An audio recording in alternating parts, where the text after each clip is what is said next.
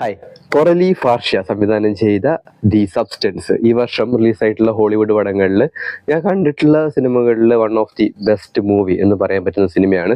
ഈ സിനിമ വല്ലാണ്ട് വ്യത്യസ്തമായതും വല്ലാണ്ട് മികച്ച സിനിമയുമാണ്. അതുകൊണ്ട് തന്നെ അധികം ആളുകൾക്ക് ഞാനിത് സജസ്റ്റ് ചെയ്യുന്നില്ല. അത്രയ്ക്കും ആക്രാന്തമുള്ള ആൾക്കാർ ജസ്റ്റ് ഒന്ന് കണ്ടു നോക്കുക. ഒരു പ്രാവശ്യം കണ്ടു കഴിഞ്ഞാൽ പിന്നെ ഈ പടം നിങ്ങൾക്ക് കാണാൻ തോന്നില്ല. അതാണ് ദ സബ്സ്റ്റൻസ്. ഇതിന്റെ പ്ലോട്ട് ഏകദേശം ഇങ്ങനെയാണ്. എലിസബത്ത് അതാണ് ഇതിലത്തെ സെൻട്രൽ ക്യാരക്ടർ. ഈ എലിസബത്ത് ഒരു ഫിലിം ആർട്ടിസ്റ്റ് ആയിരുന്നു, ഒരു നടിയായിരുന്നു. വളരെ ഫേമസ് ആയിട്ടുള്ള ഒരുപാട് ഫെയിമുള്ള ഒരുപാട് പുരസ്കാരങ്ങളൊക്കെ കിട്ടിയിട്ടുള്ള ഒരു വലിയ ആർട്ടിസ്റ്റ്. ഇവർ ഒരു പ്രായം കഴിഞ്ഞതിന് ശേഷം ഒരു എയറോബിക് ഡാൻസ് ഷോ ടി വിയിൽ ചെയ്യുന്നുണ്ടാകും. ഇവർക്ക് അത്യാവശ്യം ഏജായി ഒരു 50 വയസ്സൊക്കെ ആവുന്ന സമയത്ത് അറിയാലോ, അധികം നടിമാരൊക്കെ ഏജ് ആവുന്ന സമയത്ത് അവരുടെ റേറ്റിംഗും കാര്യങ്ങളൊക്കെ കുറഞ്ഞു വരും.